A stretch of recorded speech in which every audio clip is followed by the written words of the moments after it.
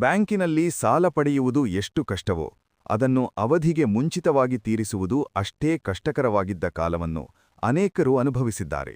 ಕೈಯಲ್ಲಿ ಹಣ ಇದ್ದರೂ ಕೂಡ ಸಾಲಮುಕ್ತರಾಗಲು ಬಯಸಿದಾಗ ಬ್ಯಾಂಕುಗಳು ವಿಧಿಸುತ್ತಿದ್ದ ಹೆಚ್ಚುವರಿ ಶುಲ್ಕಗಳು ಜನರನ್ನು ಹಿಂಜರಿಯುವಂತೆ ಮಾಡುತ್ತಿತ್ತು. ಆದರೆ ಈಗ ಪರಿಸ್ಥಿತಿ ಸಂಪೂರ್ಣವಾಗಿ ಬದಲಾಗಿದೆ. ಭಾರತೀಯ ರಿಸರ್ವ್ ಬ್ಯಾಂಕ್ ಹೊಸ ನಿಯಮಗಳನ್ನು ಕಟ್ಟುನಿಟ್ಟಾಗಿ ಜಾರಿಗೆ ತಂದು ಸಾಲಗಾರರ ಹಿತವನ್ನು ರಕ್ಷಿಸುವ ಮಹತ್ವದ ಹೆಜ್ಜೆಯನ್ನು ಇಟ್ಟಿದೆ. ಇದು ಮಧ್ಯಮ ವರ್ಗದ ಕುಟುಂಬಗಳಿಗೆ ನಿಜಕ್ಕೂ ಹಬ್ಬದ ಸುದ್ದಿಯಂತೆ ಕಾಣುತ್ತಿದೆ. ಇದಿನ ತನಕ ಬ್ಯಾಂಕಿನಲ್ಲಿ ಸಾಲ ಪಡೆದು ಅದನ್ನು ಅವಧಿಗಿಂತ ಮುಂಚಿತವಾಗಿ ತೀರಿಸಲು ಹೋಗಿದ್ದಾಗ ಅನೇಕ ಬ್ಯಾಂಕುಗಳು ಪೂರ್ವ ಮುಕ್ತಾಯ ಶುಲ್ಕ ಎಂಬ ಹೆಸರಿನಲ್ಲಿ ದೊಡ್ಡ ಮೊತ್ತವನ್ನು ವಸೂಲಿ ಮಾಡುತ್ತಿದ್ದವು. ಕೆಲವರಿಗೆ ಈ ಶುಲ್ಕಗಳು ಸಾವಿರಾರು ಹಣವಾಗಿದ್ದರೆ ಕೆಲವರಿಗೆ ಲಕ್ಷಾಂತರ ಹಣವಾಗುತ್ತಿತ್ತು.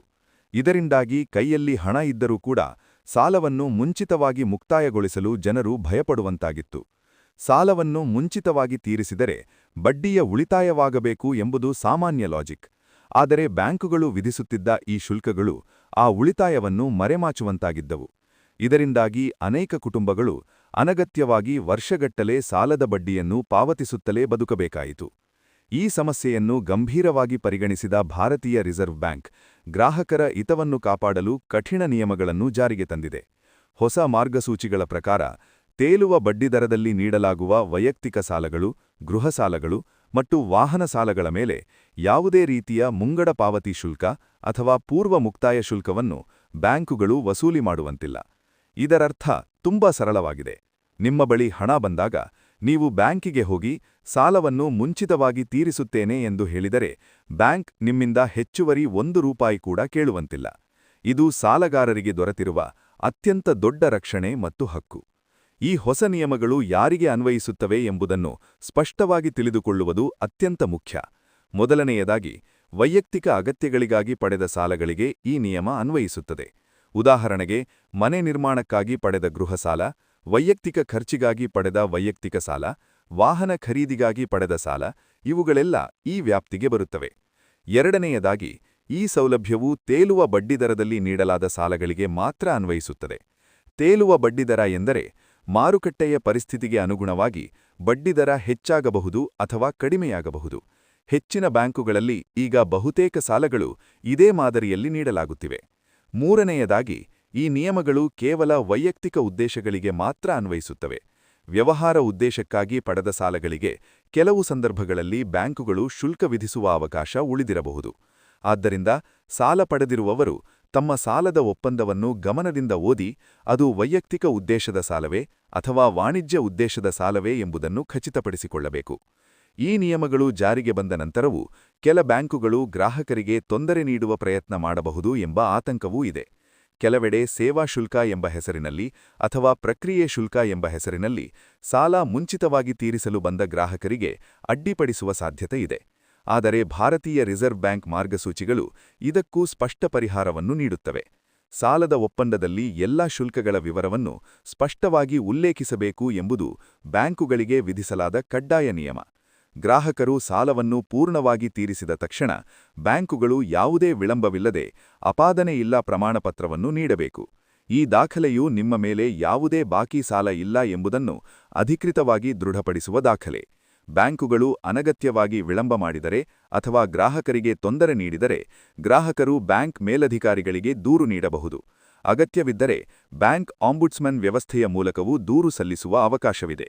ಈ ವ್ಯವಸ್ಥೆ ಗ್ರಾಹಕರ ಹಕ್ಕುಗಳನ್ನು ರಕ್ಷಿಸಲು ಸ್ಥಾಪಿತವಾಗಿರುವ ಅತ್ಯಂತ ಪ್ರಮುಖ ವೇದಿಕೆ. ಈಗ ಸಾಲವನ್ನು ಮುಂಚಿತವಾಗಿ ತೀರಿಸಲು ಬಯಸುವವರಿಗೆ ಉಪಯುಕ್ತವಾಗುವ ಕೆಲವು ಪ್ರಮುಖ ಮಾರ್ಗಸೂಚಿಗಳನ್ನು ತಿಳಿದುಕೊಳ್ಳೋಣ. ಮೊದಲನೆಯದಾಗಿ, ನೀವು ಬ್ಯಾಂಕಿಗೆ ಹಣ ಪಾವತಿಸುವಾಗ ಅದನ್ನು ಅಸಲು ಮೊತ್ತಕ್ಕೆ ಸೇರಿಸಬೇಕು ಎಂದು ಸ್ಪಷ್ಟವಾಗಿ ತಿಳಿಸಬೇಕು. ಅಸಲು ಮೊತ್ತ ಎಂದರೆ ನೀವು ಮೂಲಕ್ಕೆ ಪಡೆದ ಸಾಲದ ಮೊತ್ತ. ಹೆಚ್ಚಿನವರು ಹೆಚ್ಚುವರಿ ಹಣ ಪಾವತಿಸಿದಾಗ ಅದು ಬಡ್ಡಿಗೆ ಹೋಗುತ್ತದೆ ಎಂದು ಭಾವಿಸುತ್ತಾರೆ. ಆದರೆ ನೀವು ಬ್ಯಾಂಕಿಗೆ ಸ್ಪಷ್ಟವಾಗಿ ಸೂಚನೆ ನೀಡಿದರೆ ಆ ಹಣವನ್ನು ಅಸಲು ಮೊತ್ತಕ್ಕೆ ಹೊಂದಿಸಬಹುದು. ಇದರಿಂದ ನಿಮ್ಮ ಸಾಲದ ಬಡ್ಡಿಯ ಲೆಕ್ಕಾಚಾರ ಕಡಿಮೆಯಾಗುತ್ತದೆ ಮತ್ತು ಒಟ್ಟು ಸಾಲದ ಅವಧಿಯೂ ಕುಗ್ಗುತ್ತದೆ. ಎರಡನೆಯದಾಗಿ, ಸಾಲವನ್ನು ಪೂರ್ಣವಾಗಿ ಮುಕ್ತಾಯಗೊಳಿಸಿದ ನಂತರ ಅಪಾದನೆಯಿಲ್ಲ ಪ್ರಮಾಣಪತ್ರವನ್ನು ಕಡ್ಡಾಯವಾಗಿ ಪಡೆದುಕೊಳ್ಳಬೇಕು. ಈ ದಾಖಲೆ ಇಲ್ಲದಿದ್ದರೆ ಭವಿಷ್ಯದಲ್ಲಿ ಕಾನೂನು ಸಮಸ್ಯೆಗಳು ಅಥವಾ ಹಣಕಾಸು ಸಮಸ್ಯೆಗಳು ಉಂಟಾಗುವ ಸಾಧ್ಯತೆಯಿದೆ. ಮೂರನೆಯದಾಗಿ, ಸಾಲ ಮುಕ್ತಾಯವಾದ ನಂತರ ನಿಮ್ಮ ಸಾಲ ದಾಖಲೆಗಳು ನಿಮ್ಮ ಕ್ರೆಡಿಟ್ ಮಾಹಿತಿಯಲ್ಲಿ ಸರಿಯಾಗಿ ನವೀಕರಣಗೊಂಡಿದೆಯೇ ಎಂಬುದನ್ನು ಪರಿಶೀಲಿಸಬೇಕು. ಸಾಲ ಮುಕ್ತಾಯಗೊಂಡಿದೆ ಎಂದು ದಾಖಲೆಗಳಲ್ಲಿ ತೋರಿಸಬೇಕು. ಇದರಿಂದ ನಿಮ್ಮ ಕ್ರೆಡಿಟ್ ಅಂಕ ಉತ್ತಮವಾಗಿರುತ್ತದೆ ಮತ್ತು ಭವಿಷ್ಯದಲ್ಲಿ ಸಾಲ ಪಡೆಯಲು ಸುಲಭವಾಗುತ್ತದೆ. ಈ ಹೊಸ ನಿಯಮಗಳ ಪರಿಣಾಮವಾಗಿ ಜನರ ಹಣಕಾಸು ನಿರ್ಧಾರಗಳಲ್ಲಿ ಮಹತ್ವದ ಬದಲಾವಣೆ ಕಾಣಬಹುದು. ಹಿಂದೆ ಜನರು ಬೋನಸ್ ಹಣ ಬಂದರೂ ಅಥವಾ ಏಕಕಾಲದಲ್ಲಿ ದೊಡ್ಡ ಮೊತ್ತ ಕೈಗೆ ಬಂದರೂ ಸಾಲ ಮುಂಚಿತವಾಗಿ ತೀರಿಸಲು ಹೆದರುತ್ತಿದ್ದರು, ಏಕೆಂದರೆ ಬ್ಯಾಂಕುಗಳು ವಿಧಿಸುವ ಹೆಚ್ಚುವರಿ ಶುಲ್ಕಗಳ ಭಯವಿತ್ತು. ಆದರೆ ಈಗ ಆ ಭಯ ಅಗತ್ಯವಿಲ್ಲ. ನಿಮ್ಮ ಬಳಿ ಹೆಚ್ಚುವರಿ ಹಣ ಬಂದಾಗ ಅದನ್ನು ಸಾಲದ ಅಸಲು ಮೊತ್ತ ತೀರಿಸಲು ಬಳಸಿದರೆ ನೀವು ಪಾವತಿಸಬೇಕಾದ ಬಡ್ಡಿಯ ಮೊತ್ತವು ಗಣನೀಯವಾಗಿ ಕಡಿಮೆಯಾಗುತ್ತದೆ. ಉದಾಹರಣೆಗೆ, ಒಂದು ಕುಟುಂಬವು 20 ವರ್ಷಗಳ ಅವಧಿಗೆ ಗೃಹಸಾಲ ಪಡೆದಿದ್ದರೆ ಮಧ್ಯದಲ್ಲಿ ಕೆಲವು ಲಕ್ಷ ಹಣವನ್ನು ಅಸಲು ಮೊತ್ತಕ್ಕೆ ಪಾವತಿಸಿದರೆ ಸಾಲದ ಅವಧಿ ಹಲವು ವರ್ಷಗಳು ಕಡಿಮೆಯಾಗಬಹುದು. ಇದರಿಂದ ಆ ಕುಟುಂಬಕ್ಕೆ ಲಕ್ಷಾಂತರ ಹಣದ ಬಡ್ಡಿ ಉಳಿತಾಯವಾಗಬಹುದು. ಇದು ಆರ್ಥಿಕ ಸ್ವಾತಂತ್ರ್ಯದ ದೊಡ್ಡ ಹೆಜ್ಜೆ. ಮಧ್ಯಮ ವರ್ಗದ ಜನರಿಗೆ ಈ ನಿಯಮಗಳು ನೀಡುತ್ತಿರುವ ಮಾನಸಿಕ ನೆಮ್ಮದಿಯೂ ಅಷ್ಟೇ ಮಹತ್ವದ್ದು. ಸಾಲ ಎಂಬುದು ಅನೇಕ ಕುಟುಂಬಗಳಿಗೆ ದೊಡ್ಡ ಒತ್ತಡದ ಕಾರಣವಾಗಿರುತ್ತದೆ. ತಿಂಗಳಿಗೆ ಸಾಲದ ಕಂತು, ಬಡ್ಡಿ, ಬ್ಯಾಂಕ್ ಕರೆಗಳು, ಈ ಎಲ್ಲ ಕಾರಣಗಳಿಂದ ಜನರು ಸದಾ ಒತ್ತಡದಲ್ಲೇ ಬದುಕಬೇಕಾಗುತ್ತದೆ. ಆದರೆ ಈಗ ಸಾಲವನ್ನು ಮುಂಚಿತವಾಗಿ ಮುಕ್ತಾಯಗೊಳಿಸಲು ಅವಕಾಶ ಹೆಚ್ಚಾಗಿರುವುದರಿಂದ ಜನರು ತಮ್ಮ ಹಣಕಾಸು ಯೋಜನೆಯನ್ನು ಉತ್ತಮವಾಗಿ ರೂಪಿಸಿಕೊಳ್ಳಬಹುದು. ಇದು ಕುಟುಂಬದ ಆರ್ಥಿಕ ಆರೋಗ್ಯವನ್ನು ಸುಧಾರಿಸಲು ಸಹಾಯ ಮಾಡುತ್ತದೆ. ಈ ನಿಯಮಗಳ ಬಗ್ಗೆ ಇನ್ನೊಂದು ಮಹತ್ವದ ವಿಚಾರವನ್ನು ಗಮನಿಸಬೇಕು. ಬ್ಯಾಂಕುಗಳು ಈ ನಿಯಮಗಳನ್ನು ಪಾಲಿಸಬೇಕು ಎಂಬುದು ಕಡ್ಡಾಯ. ಆದರೆ ಗ್ರಾಹಕರು ಕೂಡ ಜಾಗೃತರಾಗಿರಬೇಕು. ನಿಮ್ಮ ಹಕ್ಕುಗಳನ್ನು ನೀವು ತಿಳಿದುಕೊಳ್ಳದಿದ್ದರೆ ಕೆಲ ಬ್ಯಾಂಕುಗಳು ಅಥವಾ ಸಿಬ್ಬಂದಿಗಳು ಅದನ್ನು ದುರುಪಯೋಗಪಡಿಸಿಕೊಳ್ಳುವ ಸಾಧ್ಯತೆಯಿದೆ. ಆದ್ದರಿಂದ ಈ ಮಾಹಿತಿಯನ್ನು ನಿಮ್ಮ ಕುಟುಂಬದ ಸದಸ್ಯರಿಗೆ, ಸ್ನೇಹಿತರಿಗೆ, ಸಹೋದ್ಯೋಗಿಗಳಿಗೆ ಹಂಚಿಕೊಳ್ಳಿ. ಹೆಚ್ಚು ಜನರಿಗೆ ಈ ಮಾಹಿತಿ ತಲುಪಿದಷ್ಟು ಗ್ರಾಹಕರ ಶಕ್ತಿ ಹೆಚ್ಚಾಗುತ್ತದೆ ಮತ್ತು ಬ್ಯಾಂಕುಗಳು ನಿಯಮಗಳನ್ನು ಪಾಲಿಸಲು ಇನ್ನಷ್ಟು ಬಾಧ್ಯರಾಗುತ್ತವೆ. ಸಾಲ ಎಂಬುದು ತಪ್ಪೇನಲ್ಲ, ಆದರೆ ಸಾಲವನ್ನು ಬುದ್ಧಿವಂತಿಕೆಯಿಂದ ಬಳಸಬೇಕು. ಅನಗತ್ಯ ಸಾಲಗಳನ್ನು ತೆಗೆದುಕೊಳ್ಳುವುದು, ಖರ್ಚುಗಳಿಗಾಗಿ ಸಾಲದ ಮೇಲೆ ಅವಲಂಬಿಸುವುದು ಭವಿಷ್ಯದಲ್ಲಿ ದೊಡ್ಡ ಸಮಸ್ಯೆಗಳಿಗೆ ಕಾರಣವಾಗಬಹುದು.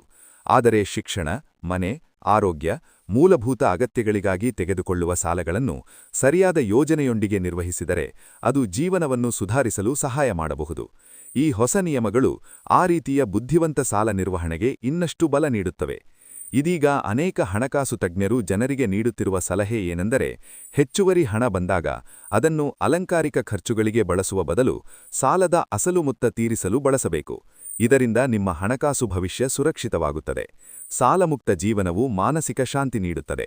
ಸಾಲಮುಕ್ತರಾದವರು ತಮ್ಮ ಆದಾಯವನ್ನು ಹೂಡಿಕೆ, ಮಕ್ಕಳ ಶಿಕ್ಷಣ, ಆರೋಗ್ಯ ಮತ್ತು ಭವಿಷ್ಯದ ಭದ್ರತೆಗೆ ಬಳಸಿಕೊಳ್ಳಬಹುದು. ಇದು ಒಂದು ಕುಟುಂಬದ ಆರ್ಥಿಕ ಪ್ರಗತಿಗೆ ಅತ್ಯಂತ ಮುಖ್ಯವಾದ ಅಂಶ. ನ್ಯೂಸ್ ಫಾರ್ ಕರ್ನಾಟಕ ಚಾನೆಲ್ ಆಗಿ ನಾವು ಇಂತಹ ಜನಪರ ನಿರ್ಧಾರಗಳ ಬಗ್ಗೆ ನಿಮಗೆ ನಿರಂತರವಾಗಿ ಮಾಹಿತಿ ನೀಡುವ ಪ್ರಯತ್ನ ಮಾಡುತ್ತೇವೆ.